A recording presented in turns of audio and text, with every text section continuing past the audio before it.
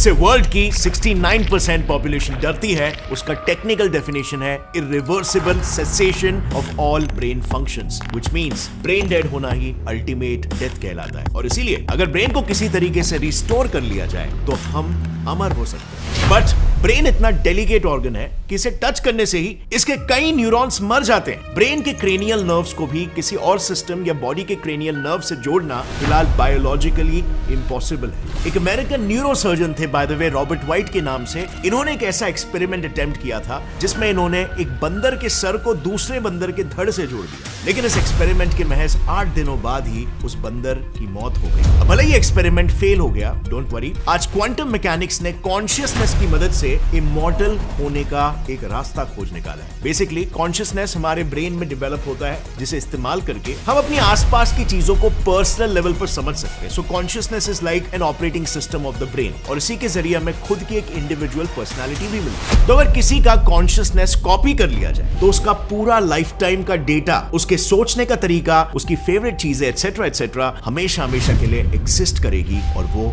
Immortal हो जाएगा। अब ये होने की पॉसिबिलिटी को प्रूव करने का पूरा क्रेडिट जाता है ब्लैक होल की सिंगुलैरिटी के कॉन्सेप्ट को इजाद करने वाले रॉजर पेनरोज को। लेकिन इसकी शुरुआत रॉजर पेनरोज के जन्म से भी काफी पहले से हुई। 1924 लुई डी ब्रॉली नाम के एक साइंटिस्ट ने दुनिया के सामने एक ऐसी घटना को पेश किया जिसे ऐसा लगने लग गया कि पूरा यूनिवर्स ही कॉन्शियस है और खुद से डिसीजंस ले रहा है। उन्होंने ये कहा जैसे लाइट डुअल नेचर दिखाता है, यानी एक ही साथ में पार्टिकल और वेव दोनों फॉर्म में एग्जिस्ट करता है, एग्जैक्टली उसी तरह यूनिवर्स में प्रेजेंट हर चीज जैसे मैटर, इवन मैं और आप डुअल नेचर दिखाते हैं। अब ये तो ऐसी बात हो गई कि यूनिवर्स अपना फिक्स नेचर ना दिखा के लूडो के जैसे प्रोबेबिलिस्टिक गेम खेल रहा हो, जो फिजिसिस्ट को बिल्कुल पसंद नहीं है, बिकॉज इससे यूनिवर्स का एक प्रोबेबिलिस्टिक नेचर सामने आ रहा था, ना कि डिटर्मिनिस्टिक, जो कि मोस्ट ऑफ द फिजिसिस्ट जिसमें उस वक्त बिलीव करते थे, क्योंकि उनके हिसाब से यूनिवर्स को अपने फिक्स फिजिकल लॉस की वजह से प्रिडिक्टेबल होना चाहिए, ना कि अनसर्टेन। लेकिन 1927 में थ्योरेटिकल फिजिसिस्ट हाइजेनबर्ग ने एक प्रिंसिपल दिया जिसका नाम था अनसर्टेनिटी प्रिंसिपल। अब इसके तहत उन्होंने बेसिकली ये कहा कि हमारे लिए क्वांटम पार्टिकल्स का पोजीशन और मोमेंटम एक साथ मेजर करना इम्पॉसिबल है। अब उस वक्त साइंटिस्टों को डी ब्रॉली हाइपोथेसिस और अनसर्टेनिटी प्रिंसिपल, ये दोनों ही चीजें हजम नहीं हो रही थी, पर कुछ फिजिसिस्ट लाइक नील्स बोर और मैक्स प्लैंक इन कॉन्सेप्ट्स के साथ थे। और फिर इन कॉन्सेप्ट्स को समझकर जब नील्स बोर ने डबल स्लिट एक्सपेरिमेंट परफॉर्म किया, तब उन्हें काफी वियर्ड रिजल्ट्स मिले। सो हुआ यूं कि जब नील्स बोर ने हाई स्पीड इलेक्ट्रॉन्स को डबल स्लिट से पास किया, तब उन्होंने ये देखा कि इलेक्ट्रॉन्स राइट या लेफ्ट स्लिट से पास होकर स्क्रीन पर रैंडमली टकरा रहा है और एक इंटरफियरेंस पैटर्न क्रिएट हो रहा है, मानो इलेक्ट्रॉन्स एज वेव्स बिहेव कर रहे हैं। लेकिन फिर उन्होंने जब उसी सेम सेटअप में एक डिटेक्टर की मदद से कॉन्शियसली इलेक्ट्रॉन्स के बिहेवियर को ऑब्जर्व किया, तब उन्होंने ये नोटिस किया कि इलेक्ट्रॉन्स वेव की तरह नहीं बल्कि पार्टिकल की तरह बिहेव कर रहे हैं, क्योंकि स्क्रीन पर एक इंटरफियरेंस पैटर्न नहीं इस बार बल्कि पर्टिकुलर पैटर्न बना हुआ था। इन शॉर्ट, जब भी कोई कॉन्शियस बीइंग या मेजरिंग डिवाइस इलेक्ट्रॉन की एक्टिविटी को कॉन्शियसली मॉनिटर करता है, या फिर फिजिक्स की भाषा में जैसे कह सकते हैं मेजर करता है एक्टिवली, तो electrons for some weird reason अपने वेव स्टेट से पर्टिकुलर स्टेट में ट्रांसफॉर्म हो जाते हैं, पार्टिकल बन जाते हैं। और इसीलिए 1932 में फिजिसिस्ट वॉन नॉयमन ने साइंटिफिक कम्युनिटी के सामने एक जनरलाइज स्टेटमेंट पास किया। उन्होंने कहा कि जब भी कोई कॉन्शियस क्लासिकल ऑब्जेक्ट या apparatus के थ्रू हम क्वांटम ऑब्जेक्ट्स को देखते हैं, तो क्वांटम सिस्टम अपना रूप बदलता है और वो एक नए सिस्टम में तब्दील हो जाता है। अब क्योंकि कॉन्शियसनेस एक काफी इंटरेस्टिंग टॉपिक था और क्वांटम मैकेनिक्स के साथ लिंक करके कॉन्शियसनेस के एग्जिस्टेंस का आंसर मिलते दिख रहा था, बस फिर क्या था, काफी सारे साइंटिस्ट, यहां तक कि जाने माने क्वांटम फिजिसिस्ट एरविन श्रोडिंगर भी इसमें कूद पड़े और उन्होंने सीधा क्वांटम पार्टिकल्स के लिए एक वेव इक्वेशन डिराइव किया। यह इक्वेशन बेसिकली ये बताता था कि कोई पार्टिकल लेफ्ट जाएगा या राइट, बट इस इक्वेशन का एक तीसरा स्टेट भी था कि पार्टिकल दोनों डायरेक्शन में जा सकता है अनटिल एंड अनलेस उसका वेव फंक्शन किसी कॉन्शियस मेजरमेंट के चलते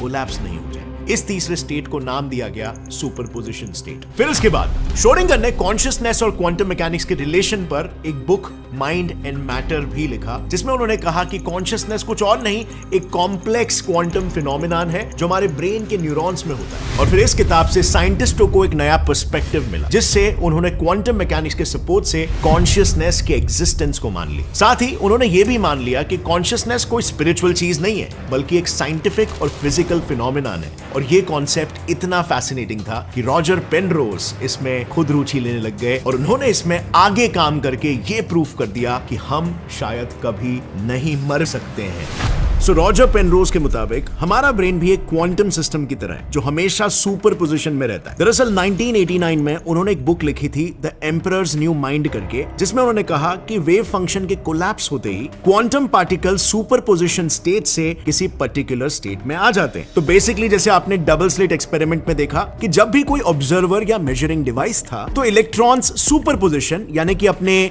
वेव जैसे स्टेट से वो एक पार्टिकल जैसे स्टेट में कन्वर्ट हो जा रहे थे। इसे बेसिकली कहते हैं वेव फंक्शन कोलैप्स। इसी तरह हमारा ब्रेन भी एक क्वांटम सिस्टम है जो सुपर पोजीशन स्टेट में होता है और जैसे ही उसका वेव फंक्शन कोलैप्स होता है कॉन्शियसनेस जन्म ले लेती है। फॉर एग्जाम्पल अगर मैं बोलूं एप्पल, तो आपके ब्रेन का वेव फंक्शन जो सुपर पोजीशन स्टेट में था वो कोलैप्स हो गया into a particular state, into a particular thought. उसके बाद वो एप्पल के बारे में सोचने लगेगा बिल्कुल जैसा क्वांटम वर्ल्ड में होता है। But there is a catch here. कुछ लोग एप्पल फ्रूट सोचेंगे, कुछ लोग उसकी स्पेलिंग सोचेंगे, कुछ लोग को मे बी फोन दिखेगा और कुछ लोग उसके शेप एंड कलर के बारे में सोचेंगे, क्योंकि हम सबका कॉन्शियसनेस एक दूसरे से बिल्कुल अलग है, जिसकी वजह है हमारे डिफरेंट ब्रेन्स। और अगर और डिटेल में हम जाएं तो हमारा यूनिक डीएनए। देखो पूरी दुनिया में सबका डीएनए 98% तो सेम ही होता है और बचे हुए 2% ही सिर्फ हमें अलग बनाते हैं, जो मोस्टली न्यूरोलॉजिकल सिस्टम में एक्सप्रेस होता है। अब अगर देखा जाए तो डीएनए के अंदर 300 करोड़ न्यूक्लिक बेसेस होते हैं और इसीलिए इसका 2% इज स्टिल 6 करोड़,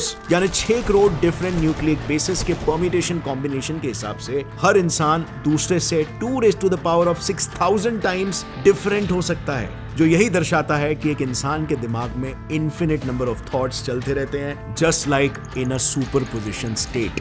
और कॉन्शियसनेस इसी सुपर पोजिशन स्टेट यानी इंटरफियरेंस पैटर्न से एक पर्टिकुलर स्टेट यानी पर्टिकुलर पैटर्न में आने से आती है। अब ये कॉन्सेप्ट काफी प्रॉमिसिंग था, बट इसमें सिर्फ एक प्रॉब्लम थी। पेनरोज के हिसाब से हमारे ब्रेन के न्यूरॉन्स क्वांटम सुपरपोजिशन के लिए काफी बड़े हैं और इतने बड़े स्ट्रक्चर्स में सुपरपोजिशन होने के चांसेस काफी इम्पॉसिबल है। इन शॉर्ट, कॉन्शियसनेस का मैकेनिज्म तो था थियरी में, पर ब्रेन में कोई स्ट्रक्चर नहीं था जो क्वांटम मैकेनिकली कॉन्शियसनेस को जन्म दे सकता था। और लगभग अगले 10 सालों तक ये पर्सपेक्टिव खो गया था क्योंकि बात आगे नहीं बढ़ रही थी, अनटिल एनेस्थीसियोलॉजिस्ट स्टुअर्ट हैमरऑफ ने पेनरोज की बुक पढ़ी और उन्होंने एक इंपॉर्टेंट डिस्कवरी करे उन्हें मेल किया। उन्होंने पेनरोज से कहा कि आपका पर्सपेक्टिव पॉसिबल है अगर वो न्यूरॉन्स के बजाय उनके अंदर मौजूद माइक्रोट्यूब्यूल्स के जाल को कंसिडर करें तो।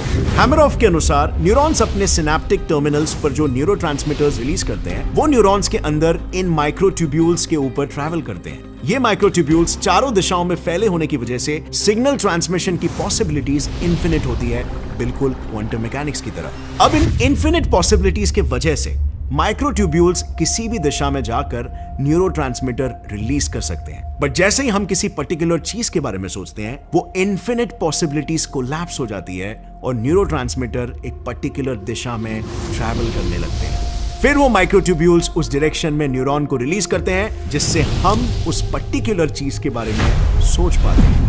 Brilliant explanation, right? बट आज भी काफी सारे साइंटिस्ट, फिजिसिस्ट और फिलोसोफर्स इस रिसर्च में बिलीव नहीं करते। उनके हिसाब से कॉन्शियसनेस एक फिजिकल फिनोमेनन है ही नहीं और इसीलिए उसे क्वांटम फिजिक्स से स्टडी नहीं किया जा सकता। वहीं पर दूसरी तरफ इलॉन मस्क है जो पेनरोज की तरह कॉन्शियसनेस को एक फिजिकल क्वांटिटी मानते हैं। इनफैक्ट उन्होंने एक इंटरव्यू में ये तक बोल दिया था कि कॉन्शियसनेस कॉपी किया जा सकता है और वो ऐसे हवे में ये बात नहीं कर रहे क्योंकि वो खुद न्यूरल लिंक के जरिए इसी चीज पर काम भी कर रहे हैं, जिसके बारे में हमने बाय द वे इस वीडियो में बताया था। पर चलो एक बार इसे फिर से रिकॉल कर लेते हैं। न्यूरलिंक बेसिकली एक 3072 इलेक्ट्रोड से बनी हुई चिप है जिसे ब्रेन में इम्प्लांट किया जाएगा, जिससे ब्रेन एक कंप्यूटर से कनेक्ट हो पाएगा। इनफैक्ट इसे एक बंदर पर सक्सेसफुली टेस्ट भी किया गया है। इस वीडियो में आप देख सकते हो कि न्यूरलिंक इम्प्लांट करने के बाद कैसे वो मंकी अपने ब्रेन के जरिए ये गेम को कंट्रोल कर रहा है। एंड आई नो इस एक्सपेरिमेंट को देखने के बाद आपको यही लग रहा होगा कि कॉन्शियसनेस को रीड करना काफी स्पेक्युलेटिव, लेकिन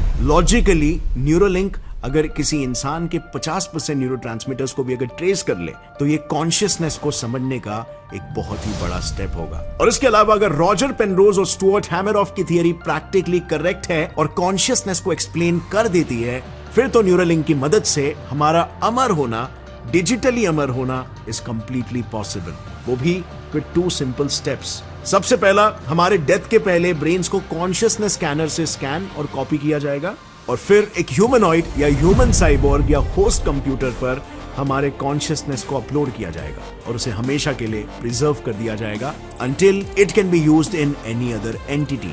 बट इसके इमोर्टैलिटी के अलावा भी कई सारे फायदे हुए, जैसे कि हम कोई भी skills like karate, singing, dance etcetera को भी पल भर में इस अपने ह्यूमनॉइड बॉडी में अपलोड करके सीख पाए। लेकिन इलॉन मस्क के हिसाब से हम इसे एआई को डिफीट करने के लिए भी इस्तेमाल कर सकते हैं। यानी एआई को जो पता है उसे न्यूरल लिंक के जरिए अपने कॉन्शियसनेस में अपलोड करके हम एआई से हमेशा एक स्टेप आगे रह पाएंगे, क्योंकि उन्हें लगता है कि एआई कॉन्शियस हो रहा है और वो ह्यूमैनिटी के लिए एक बहुत बड़ा थ्रेट बन सकता है। कैसे, ये मैंने अपने इस वीडियो में डिटेल में कवर किया, जिसे आप यहां पर क्लिक करके देख सकते हैं।